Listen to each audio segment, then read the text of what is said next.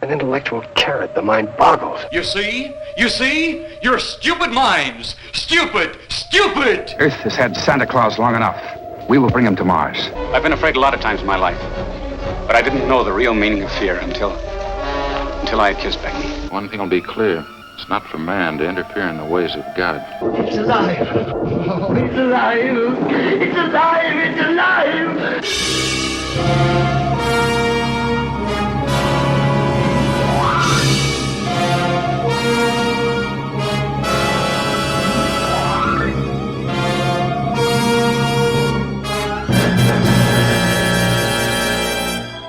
Good evening, everybody, and welcome to Earth vs. Soup, episode 155. I'm Aaron Pollier. And I'm Darlene. So, we had chosen a Universal film for one of our 5 and 10s, and I decided that we really needed to do House of Frankenstein. And the reason why is that it is in 3 of the Universal box sets. So it seemed like, hey, this is important. This is a big matchup between Dracula, Wolfman, and Frankenstein. And I don't remember ever seeing this film before. Believe it or not. I'm sure I did. Again, Mom always watched these while I was growing up. So I know that I have seen this at least a dozen times. The thing is, and we're going to get into this after we get in, well, I mean, we'll talk about it while we're talking about the plot and what works and what doesn't, is that as one of these big one of the first big monster mashup battle type whatever, they wanted to have most of the tropes that you find in the Universal films prior to this. Well, their poster even says all together, even though you're going to go, they weren't all together. They weren't all together. The Monster, Wolfman, Dracula, Hunchback, and Mad Doctor. Mad Scientist or whatever. Yeah. It says Mad Doctor. Yeah. And because it is a mashup of all the greatest hits of Universal films, this is why I don't specifically remember this film. Because there's nothing in it that truly stands out. Because it's all just rehashing. It's a bit like Destroy All Monsters. Yeah, in the way that it feels like they had the concept of I want all these things in it and then wrote the plot later. Yes.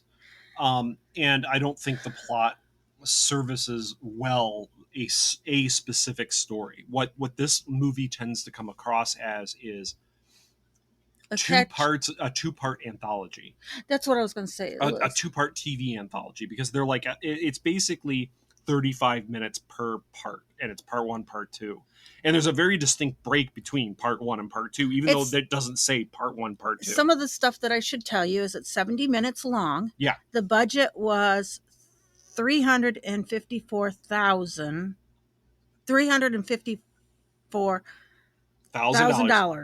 Which is about $5.8 million today. And this was a big budget to me for the time. And this started off a big discussion with us about filmmaking. And it started with me writing down this note that said film started on April 4th, 1940. Filming it started in April 4th, 1944, and concluded in May 8th. And it was shown in New York on December 15th. Now, today we do not see something that was made in a month and then was shown in the same year. At least a big budget, major studio production. And this definitely was. It was a big budget, major studio production. And the reason is, well, first of all, obviously the movie industry is much, much different compared to 1944, compared to today. And I think it comes down to the fact that everything has special effects. And while this movie does have special effects, they're simple, effective, and done in camera. Oh, and some of them are amazing. Well, the matte paintings in this are amazing matte 10 paintings. out of 10. The where the Dracula gets his stake pulled out. Yeah, you really like that. I thought it was good, but I guess for whatever reason, you thought that was really good. I thought it was good, have no doubt. But and you thought the bat was. The bat was done by the same animator that did Woody Woodpecker.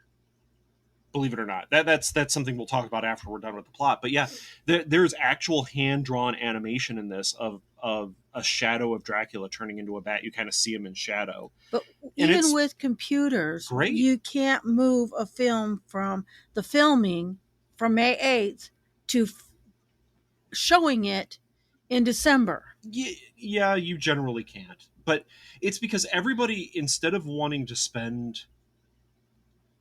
I don't know. I'm not a filmmaker. I think it baffles me to think about how long movies take to make today, when they're minor special effects are all that are needed, like 2 or 3 special effect shots. But then you realize likely that most movies today, even like a romantic comedy, probably has dozens of special effects shots in it of like, hey, somebody's in the car, so we're going to CGI people into the car.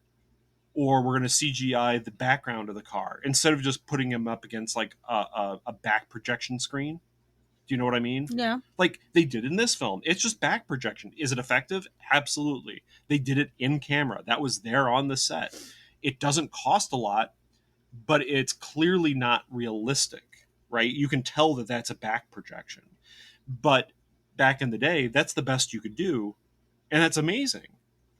Now you can make it look realistic, but that drives up price.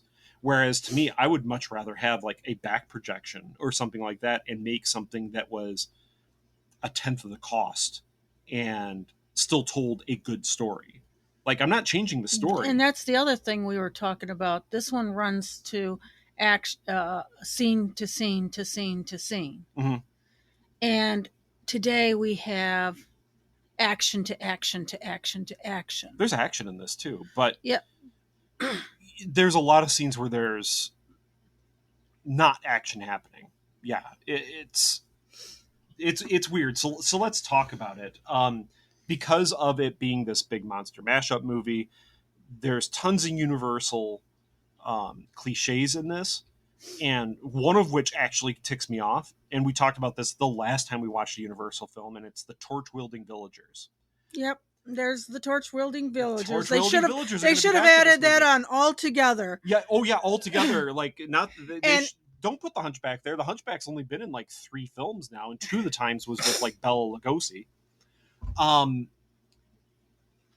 Put in the torch-wielding villagers. They're in every one of these damn films. So we start with a cliche, dark and stormy night, and there's a sideshow caravan that's slowly moving down the roads towards a prison, okay? And on the side of this sideshow caravan is like, see the bones of Dracula. And I'm like, okay, all right, what? Fine. We go inside the prison, and a prisoner ends up choking a guard to get a piece of chalk. And it turns out that this guy's name is Dr. Gustav Niemann, who is played by Boris Karloff. Boris Karloff, again, every time we see him on screen, this man has presence. This man has charisma. This man is an actor, right?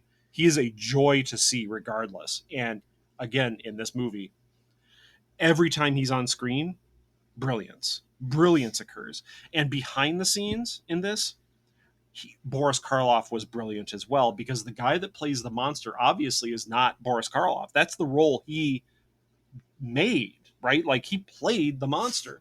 But according to all the stuff that I read, he ended up coaching this actor and not shitting on him when he did something weird as the monster, as Frankenstein's monster. He was just like, hey, look, this is how I did it.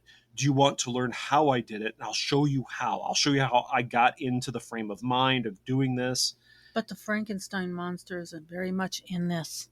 He's not very much in this, but there is some acting to be done with it. So, we have a storm that's coming. I already said that. And then the next thing that happens, I don't understand why it happened. Well, first of all, Neiman has his friend in there, Daniel. Daniel's played by J. Carroll Naish, another good actor in this.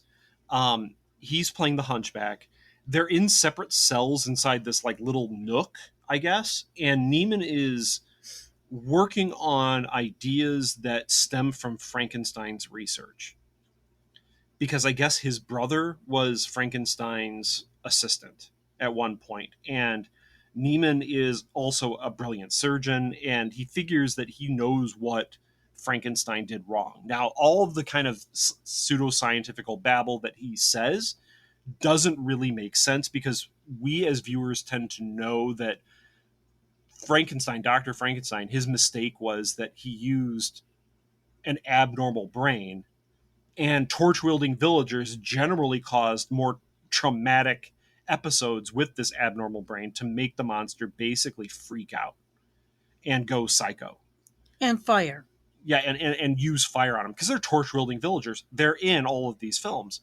That the monster really is the victim, and they push him into a situation where he does become the villain because he's terrified. He's constantly menaced. He's killed over and over, but he can't really be killed because he's been reanimated. That's kind of the point. And all you have to do is reanimate him. He's still alive. Like, even without the electricity, like when in this movie, he's alive when they take him out. It's just that he can't really move around very well. He's aware. All right. So anyway, yeah, you were saying that a lightning strike hits the prison. The prison's kind of like a castle. I have no idea how this works, but this lightning hits the castle right above the doctor and Daniel's room. It blows through this heavy stone ceiling. It shatters it. The stones come down, not killing anybody, and blows through the floor of their cell into a cave system. Like, this is a wicked lightning bolt. And it's a very fortuitous lightning bolt. I'm like, whoa. That's what threw me off. I was like, how did this storm... You should have seen, if this was the case of breaking that far, you should have seen water running down into it too. I think there was. It just wasn't very well done. They escape and go towards the sideshow caravan that we've already talked about. That's stuck in the mud. And this, again, we get the explanation that this guy is carrying the bones of Count Dracula. And he's like, I don't know if it's Count Dracula or not. I'm a sideshow guy. And this is played by George Zucco, the sideshow guy. George Zucco has been in tons of these Universal films. He's just like, look, I got this out of a crypt in Transylvania at a castle that was supposedly Count Dracula's castle. That much is true, but I can't tell you if this is Dracula or not. It had a stake in it. Sure. Fine. It's a good pitch, and it brings in the money from the suckers. Well, it turns out this really is Dracula's freaking skeleton, and the stake is there to keep him dead. And the doctor tries to convince the professor to go to Rawlinsburg. I don't know the name of the village. And but he refuses to, because what the doctor wants is to get revenge on basically the mayor. The burgomaster. The burgomaster, Hussman? Yeah, I guess. And instead, he orders Daniel to murder him. He does. They throw his body off into the swamp or whatever. It does not matter. And they take Dr. Neiman takes the place of Lampini. And the hunchback Daniel just puts on a monkey suit. Like a bellboy outfit. That's what it looks like. It's not a monkey suit. It's a bellboy outfit. That's basically what it looks like. So he sets up his sideshow and the village comes out, and we're introduced to Rita and Carl Hussman. They are recently married, played by Anne Gwynn and Peter Coe. Both have been in other Universal films. Both have a fairly long career. Both are good actors and actresses. Again, like, you can never fault Universal for the actors that they tend to get. Their actors are very good, even when they're like the contract actors that you have to appear in X amount of films per year. They're still damn good. She was a pinup artist, is what Pinup girl. Yeah, she was, and she did a lot of work after Universal Pictures of the 1940s. So did he. A lot of westerns. Yeah, a lot of westerns. But that's pretty much the case for most of the actors and actresses that we come across in the 50s and 60s. That westerns were a thing. I mean, it would be like, I don't know, being in an action film today. Or, yeah, a comic book movie. There's just, everybody goes into comic book movies. So he ends up presenting that the bones are claimed to be that these are those of Dracula, and later on, Neiman actually takes the stake out, and Dracula like reincorporates. And you said that's the special effect that you said you really, really liked. I thought it was good, but I understood how they did it. He reincorporates, and Dracula here is played by John Carradine. He is not Bela Lugosi. He's a very good actor, but he's not Bela Lugosi. I think he plays it a little over the top. He's still good, but he's really good in the carriage ride. Yeah, he's a charmer, but he's not most of the rest of it, it was like that.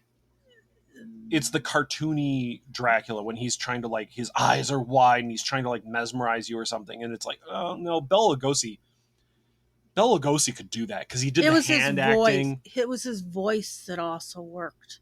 And that's what I'm saying is all you got in this voice thing was in the carriage. Where he was trying to be charming and not trying to hypnotize anybody. When he was trying to hypnotize people in this, yeah, it was just, okay. I don't want to see a Universal film without Bela as Dracula. And I know that there's tons, but wow, a difference. There's a difference there. So Dracula reincorporates and he tells Neiman to drop the stake. Neiman's like, no, I'm not going to. And he makes a deal with Dracula. Basically, hey, I'll protect your coffin during the day, but you got to help me go and get my revenge. And Dracula's like, sure, whatever. Okay, fine. Don't kill me. Easy peasy is probably what he was thinking. So Dracula ends up picking up the Burgermeister and the young couple, the young Hussmans, and they go back to the Burgermeister's home for wine. And here's that carriage ride. You have John Carradine just seemingly having a very ritzy carriage out of nowhere. And you even question that, like, where the hell did he get that? That's not from the sideshow. And I said, well, he probably just like flew out as a bat and murdered somebody and took it. I wish they would have shown that. With the coachman? Why not? Well, he probably spared the coachman and mesmerized him or something. But the point is, I wish they would have actually shown that. Like, here's Dracula sitting on the side of the road, just kind of waiting for a fancy carriage to come by, and then he just whammies somebody and takes it, and maybe even steals his clothes, like just tears this guy apart, but like does it very elegantly, so he doesn't get blood on the clothes, so he can take like the top hat and all that. That would have been funny. That would have been interesting. That would have been, funny is not the word, but it would have been interesting and a little terrifying. That like, hey, here's this just like normal old looking guy that's sitting on the side of the road, and this rich pompous guy decides to actually be caring for once and stops and goes, hey buddy, can I help you? And this old poor guy just tears him apart or something like that. It would have been an interesting scene and an interesting play, but they didn't do that. I'm saying I'm making this movie more interesting. I shouldn't. You always do. So they go back to always get try wine. to. Dracula hypnotizes Rita slowly with his ring, but Dracula gives her the ring because she's afraid of the things that her mind's eye sees. She just sees like death, unending life, pain, suffering, like in the eyes of Dracula as he's getting into her mind. And I don't understand why Dracula isn't as good as mesmerism in this. Like he does not seem to be able to get into her head very well. Because she's not really taking control of that well. She's terrified constantly in this part. Correct? I can say this being the direction and the because I don't know. So Dracula ends up putting the whammy on the Burgermeister before feeding on him as a bat, and here's where we get that animation, that Woody Woodpecker animation, because it was done by the animator who did Woody Woodpecker. I'm sure I already mentioned that. where he turned his shadow goes from a man, turns into a bat, and then you see the bat land on the Burgermeister. And did you notice that that's likely the inspiration for a couple of the shots in Monster Squad where you see the shadow of Dracula turn into a bat? Okay. I just thought that was an interesting connection. While the husband, where it's Carl finds his grandfather, the Burgermeister, dead, Dracula ends up coming for Rita.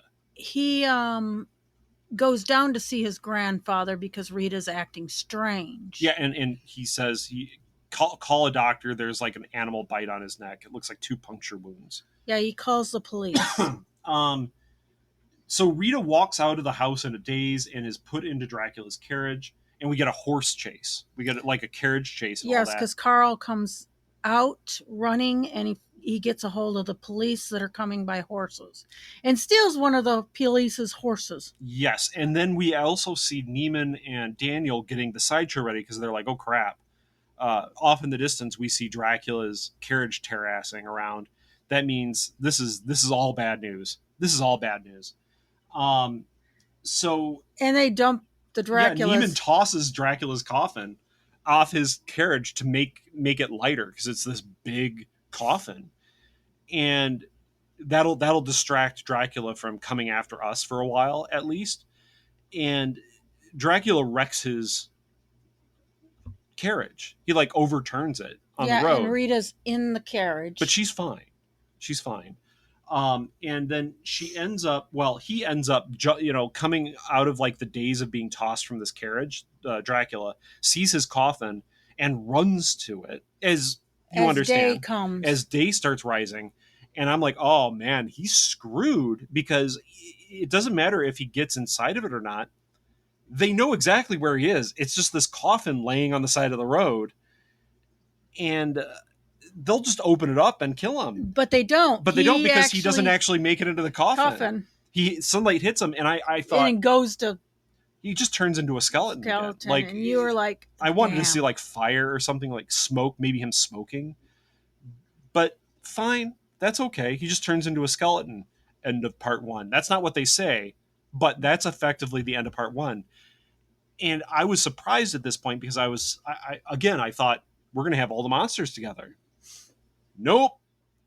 Nope. Dracula's in his own part of the movie. His own part of the movie has nothing to do with the rest. The only thing that connects the two is Neiman and Daniel, the doctor and his hunchbacked assistant. So now we go to the village of Frankenstein to see a small gypsy gathering with a woman dancing. Again, one of these cliches that are in these movies. Now, here's the thing. This part of the movie I thought was much better. I'll say that ahead of time because there's actual characterization in some of the villains in this. There's a little bit more of a stake in things, and we actually see connections to other Universal films, like referencing the canon of previous Universal films. So at this village, there's this dancing, and this woman ends up getting a lot of money from the local villagers, like watching her show, because I guess she's a good dancer. It's nice. And I guess the old guy that's in charge of this gypsy band demands all the money from her to give out to everybody. And there was an agreement that she gets half. She gets half of all the money that's given to her for dancing. Then she says something, well, the reason why we're kicked out is probably because you're stealing from the locals. Yeah, because they're getting kicked out by the local police force because of theft and happening. And the local police force likely doesn't want the SS coming down on them and like trying to round up gypsies. And you're not supposed to bring SS into these things, okay? Because this is the middle of the war. You're supposed to be... This is a movie, so you don't have to think about... Okay, that's fair enough. Fair enough. They don't want the gypsies there because the gypsies are supposedly stealing everything from the village. So the leader whips her. And that was intense. He pulls out a horse whip and starts whipping the shit out of her. And Daniel rescues her because he's already in love with her. Well, she's beautiful, right? Okay, fine. That's fine. What's her name again? I didn't write it down. Oh, I have it somewhere. In here. Now I'm going to look through my notes. Oh my God, I feel bad that I actually... It started with an L. Is it? An See, I L don't or even- an I. I don't even have it. I'm There sorry. it is. Oh, Ionka or something like that. Leonka. So anyway, Daniel like jumps in to save her and begs Neiman to let them help her because she was whipped into unconsciousness.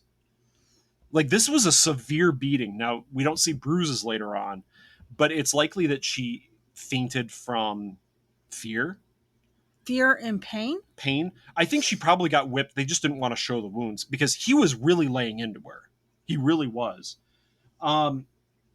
This is where we see Neiman finding a way into the ruins of Castle Frankenstein. And we actually see this beautiful map painting of the events that happened in the movie. I forget what episode we reviewed it in, but it's where the dam gets broken, the hydroelectric dam. Frankenstein versus the Wolfman. Yeah, it's Wolfman versus Frankenstein because we see the ruins of the castle, the ruins of the hydroelectric dam, that somehow the village survived this lake exploding over them. Because I mean, it clearly they are clearly in the way of this. Yeah, you can go through history and see how much damage that does. The village of Frankenstein would have been just gone. It's gone. All right, but anyway, it's a really cool map painting. It's really well done, and Neiman wants to go in there to get Frankenstein's notes because he knows Frankenstein's notes are somewhere there. And the Wolfman gets defrosted first. Yep, but that's the next scene. I was just going to the next scene. They fall through a floor because it's ruins, and they end up finding the ice caverns, which is another cool map painting. I don't know how ice caverns layer stay. in. Well, they layer in all of these mats on top of it, and you can see where the real set is, but it's so well done that it gives this wonderful sense of scale and depth to the. This is a fantasy ice cave. Because ice caves really were just where you'd store ice. Darlene, it's a glacier that's left over from the last ice age that ice poured into this area, and it's kept... Still in the summer, ice. Yeah, that's fine. Like, it's underground. For years. Yes, it's fine. It's underground. I'm okay with that. All right?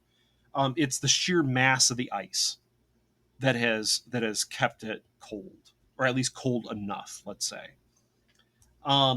So they find this cave system where everything's frozen. They find the monster and Wolfman actually frozen.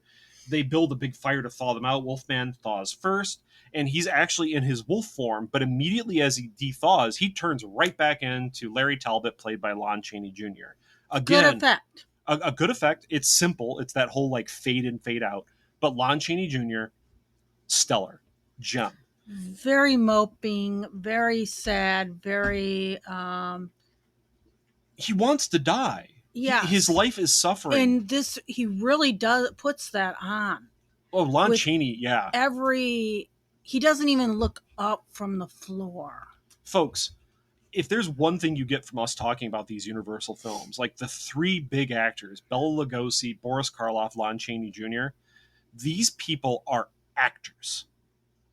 And they make you feel things. They have charisma. They have presence.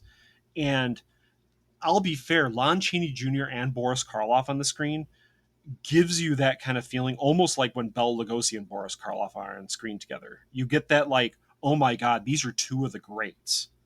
These people learned how to act in a time where there might not have been speaking at all, and you had to actually act through your eyes and subtle facial movements. And they do it with shadows how to pose properly, like to get to imply an emotion. I think actors rely on the director for those kind of things, and maybe the cinematographer, but it looks like they don't have to.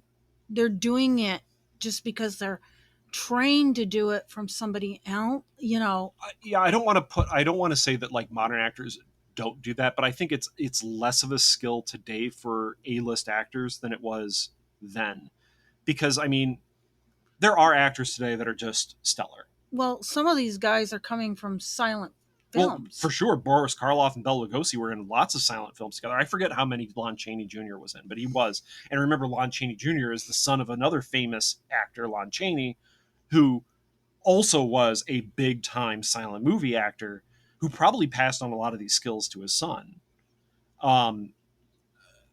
Wolfman thaws out. He turns back immediately into Larry Talbot.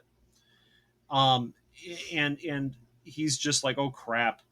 I'm still alive. I can't believe I'm still alive. Please kill me. Like immediately, he's just like, please kill me. I want to die. I will kill again. I don't want to kill. But when I'm as a Wolfman, I feel the urge to kill and I want to. And then I have to live with that guilt. I don't know how long it is until the next full moon. I think there's like a full moon coming up. But he's like, he just wants to die. I can't. It's amazing. But Neiman asks the Wolfman if he knows where the notes are, and he'll help him lift the curse. And there's pseudoscience, like I'll take your brain out and put it in a different body. Doesn't matter. So the gypsy woman, Ianka, seems to be falling for Talbot, and Daniel is jealous. And there's kind of a short montage of them cleaning up the place. And I guess she is attracted to Talbot because he's very disinterested. He doesn't want to be around her. He's polite, but he's like, look, as soon as the moon goes full, I'm going to kill somebody. And it's most likely going to be you because I tend to single out women. Yeah, and there's also he'll kill remember the first one, it was you'll kill your love. Yeah, the people that you love. And he doesn't want to fall in love with anyone. He just wants to die, this poor guy. Neiman returns to the manor and returns to his manor home that's been like locked up since his imprisonment. And there's all of his equipment. Again, equipment in this is classic stuff from Universal. It all looks good.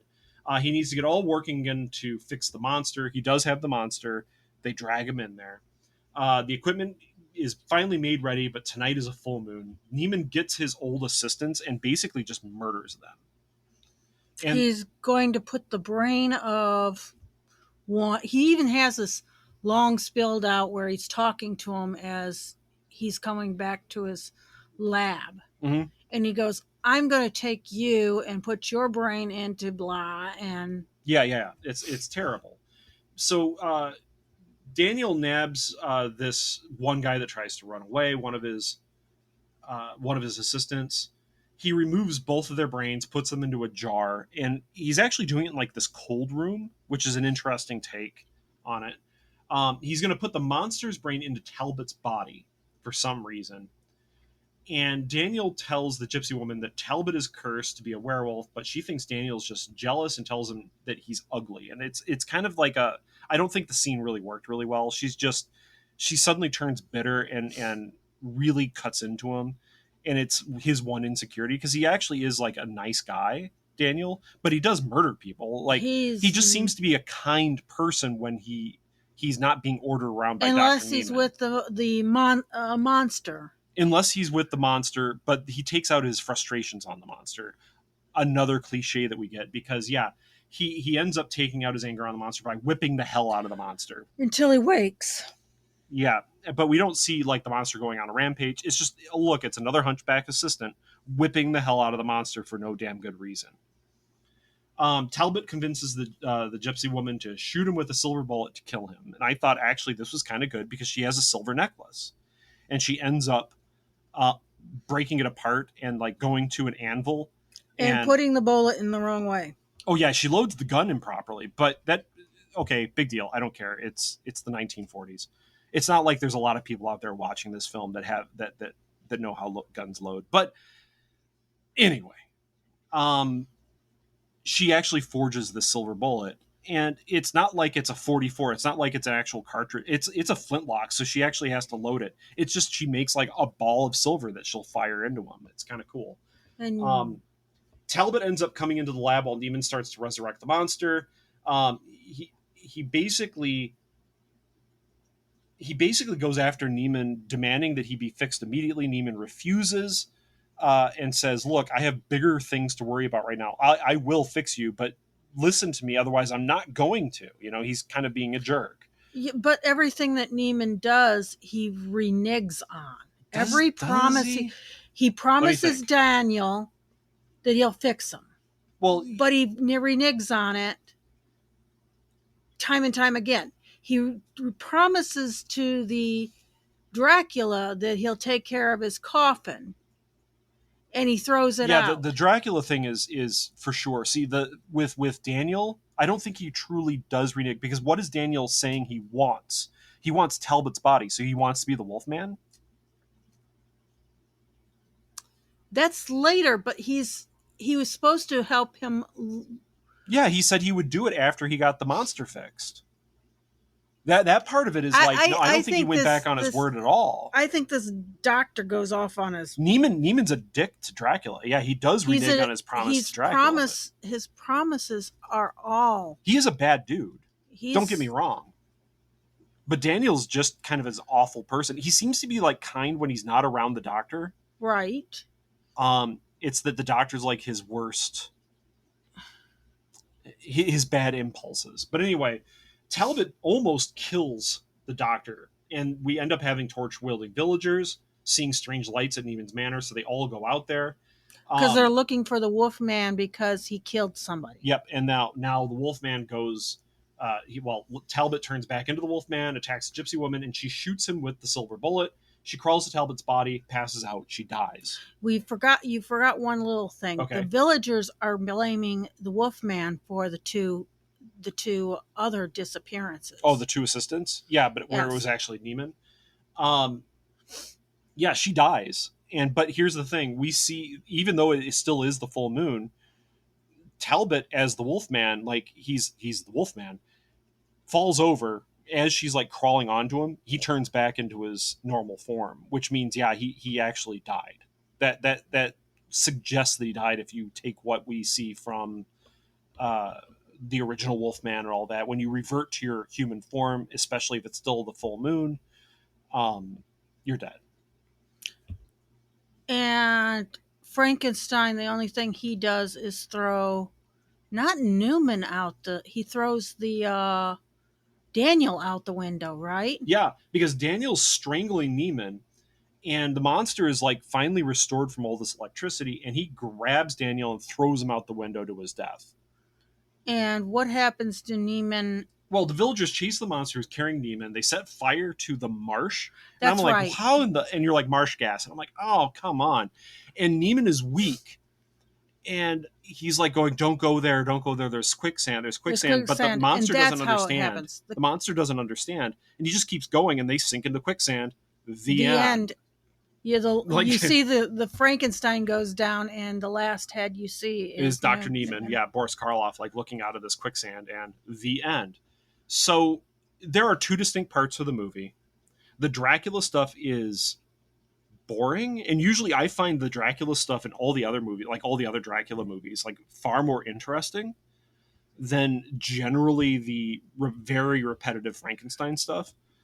Where it's the Frankenstein stuff is still repetitive in this, but there's more going on with it. It's more interesting. You actually get some sort of you have stakes here because of Talbot. Again, like Talbot begging to die. There's like actual emotional depth to this, and I don't know. I look. What worked? Actors, sets, matte paintings. What do you think really works? What are your top? I like some of the special effect things. Yeah, they're very good. They're simple, but they work. Yes. I don't think the person that played Dracula really came off John Carradine well with it. He is a good actor. That's the thing. I just don't think he's... People are going to hate me for saying this, but I don't think he's a good Dracula. Mm-mm. Do you think that George Zucker would have... George Zucco? Zucco would have done a better job? Oh, that's a good question. Yes. That's the guy that played Lampini, the original Lampini. The original, yes. He's been in a lot of Universal films. I don't think he has the name recognition that like John Carradine did. And that's probably why they probably just wanted to get somebody with like a big name actor to play Dracula, and they likely just didn't get the best person to play him. And I think Daniel, the actor of Daniel, I don't know. I think he did a good job. I think he did a good job, but I think he could have... Why do they have to use a hunchman? Hunchback. I don't know. Universal trope. We have torch-wielding villagers, Darlene. Torch-wielding villagers. Yeah, and they're not considered the monster, but they are. Oh yeah, my in all these gosh. movies, the torch-wielding villagers generally cause far more problems than they solve through their fear and ignorance. Like, yeah, there are monsters out there. There's evil out there. The problem is those villagers really are the issue. They're as much of an issue as the monsters in these movies. Kind of wish the doggone dam would have taken them away. Yeah, I know. At this point, it's like the village of Frankenstein just needs to be wiped off the map, and all those people like distributed into prisons for like mass arson, like constant arson attacks. Constant destruction. Anything else you think really works? Because now they destroyed the environment with blowing up the. They set fire to a whole marsh now. Well, that's not going to burn for very long, but I mean that's an ecological disaster for sure. What else? What else, Darlene? Do you think anything else really stands out as working in this? Like the special effects, like the Dracula turning into a bat was. And we kind of already animator. spoke what didn't work was the sequence of events. The 2-part plot where you don't get what's promised. You don't get the monsters together because Dracula never encounters anybody else. The plot is very, very bare bones. If it wasn't for Lon Chaney and Boris Karloff, I don't think John Carradine and George Zucco would have actually brought this movie up, or even the other actors like the Hussmans, Peter Cohen and Gwyn. I don't think they would have brought this movie up to being at all watchable. Like, it would have been, okay, this is that weird movie that George Zucco and John Carradine were in. It's just not that good. But Lon Chaney and Boris Karloff are just, they really amp it up. They really amp up the quality of the movie to the point where it isn't like, you don't feel like it was a complete waste of time. So what doesn't work is the plot, the story just isn't really well done. There's 2 distinct parts that have only a bare bones connection to them. The Dracula plot seems wasted. It seems wasted. That's the best way It does seem wasted because there's so much that could have gone through. Look at the funny part is if Dracula goes to feed on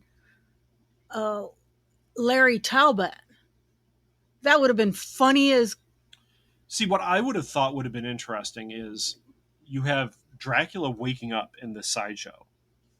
Don't even have Neiman there yet. Don't even have Neiman there. Dracula wakes up in the sideshow and kills Lampini and takes his place and says, fine, I'm going to get back to my castle. It's going to take me a while, but I'm going to do this sideshow because I'm going to make money and get as many victims as I want. Because I can sit there in front of a crowd and mesmerize everybody and do this kind of sideshow and get into people's heads and be that charismatic sideshow guy and get into people's heads and just, I have all the victims I want. I have a castle whenever I want to go back, but right now I'm having fun, right?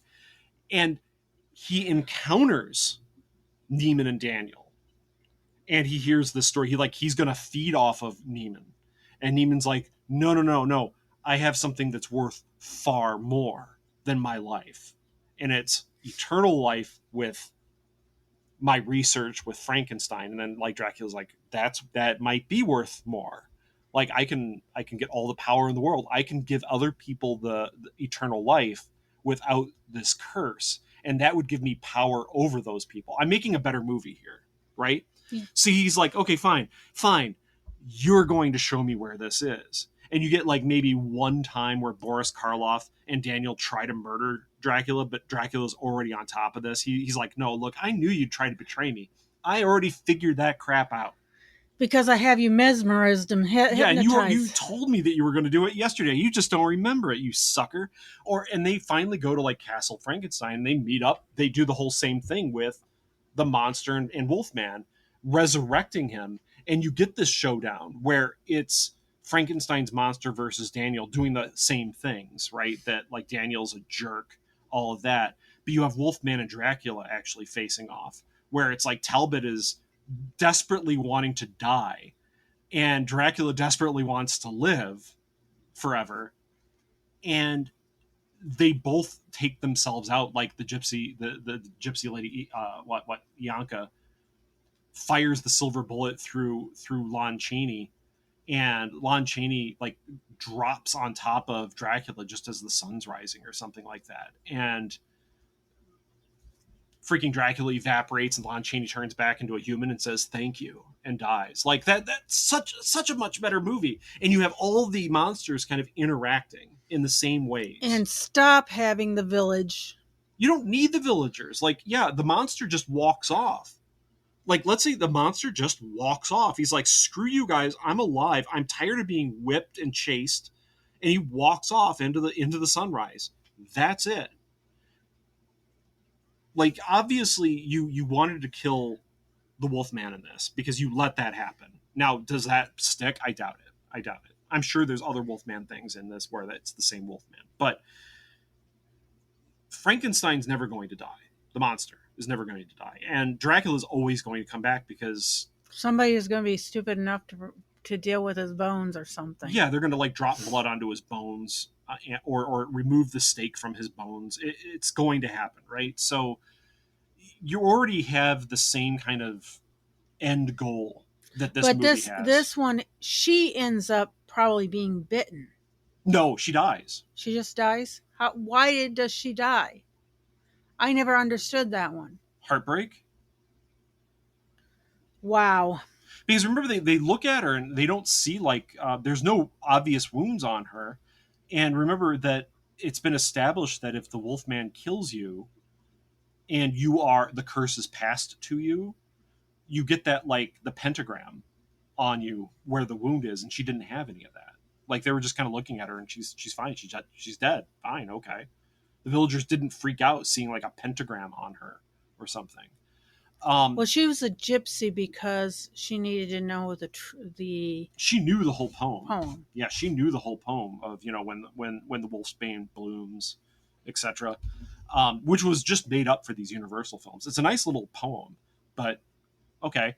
So we've talked about what works, what doesn't. We've already given out an idea of how this movie could have easily been better, but what I would recommend filmmakers learning from this is you don't need to have a whole bunch of special effects to tell a supernatural story.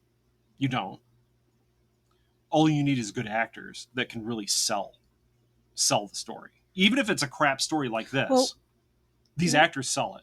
Are we going to go back to talking about how much time was there and a month spent filming this, and it looks great. May, June, July, August, September, October, November, December. Well, 7 months in production. Post-production. And I doubt that it took 7 months for post-production. I highly doubt it.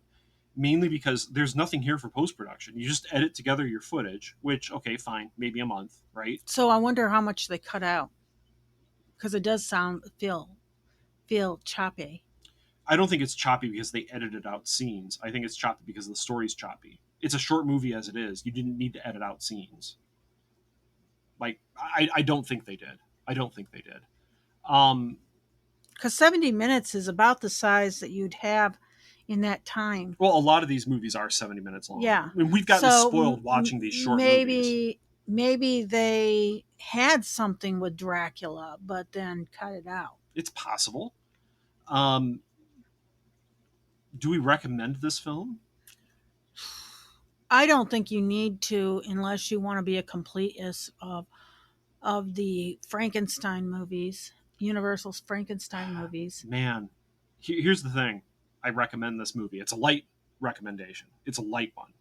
And the reason I say that is the second part of it, without Dracula, it's just Wolfman and all that. It's way more solid. It's a solid half-hour short story of Neiman, Daniel, Wolfman, Frankenstein's monster, this gypsy woman. It's way more interesting.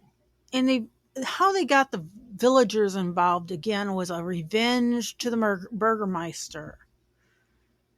No, it's just that, hey, look, there's been killings. We think it's the Wolfman. We got to go look for the Wolfman. And then when they saw, like, lightning coming out of the Neiman's Manor, oh, there's weird things going on at Neiman's Manor. Maybe we should go out there and torch it. Yeah. But the underlying of this one was a revenge that Dr. Neiman. And I think that could have been, like you said, that could have been taken totally out. Yeah.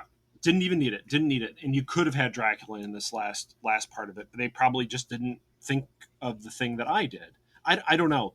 I do recommend the movie because Boris Karloff and Lon Chaney Jr. are just... It's difficult for me to not recommend a film with both of them in it, or even one of them in it, because they bring their A games. I'm sure there is movies where Boris Karloff is like not on his A game, and I think we have watched one of those where he's just not on his A game. Dark House? No, not The Dark House. I think he's on his A game for The Dark House. It's he was in serious pain over that. The Cthulhu one, where I'm like, okay, he's in his wheelchair for most of it. That's not his A game, but he still has charisma and presence on screen. Karloff really brings it. He's worth watching. And Lon Chaney Jr. as Talbot, always worth watching. So I do recommend it. It's a light recommendation, but I do. Any other thoughts? Nope. You're just, is it a light not recommendation, Darlene, or is it a no? Like I said, it's a not recommendation unless you really want to watch a Universal monster horror movie and really be a completist, because I don't think this really does anything for the series. Yeah, it doesn't add much to the story, the overall story. Not that they're keeping good continuity between everything. There is continuity here, though. That's the thing. It did show continuity, so that was... There's continuity between Frankenstein meets the Wolfman and this. Universal's Destroy All Monsters, yeah. Which it really isn't. It really isn't. So we'll leave it there. I'm Aaron. And I'm Darlene. Good evening. Keep watching the skies. At no point in your rambling, incoherent response were you even close to anything that could be considered a rational thought. Thanks for listening to this episode of This Week in Geek. Hungry for more? Check out our website at thisweekingeek.net. You can subscribe to the podcast, browse our Twitter and Instagram, and leave your thoughts on today's topics. If you'd like to give us some feedback, send us an email at feedback@thisweekingeek.net. Tune in next time, and remember, lower your shields and surrender your listenership. We would be honored if you would join us. Thank you for your cooperation. Good night.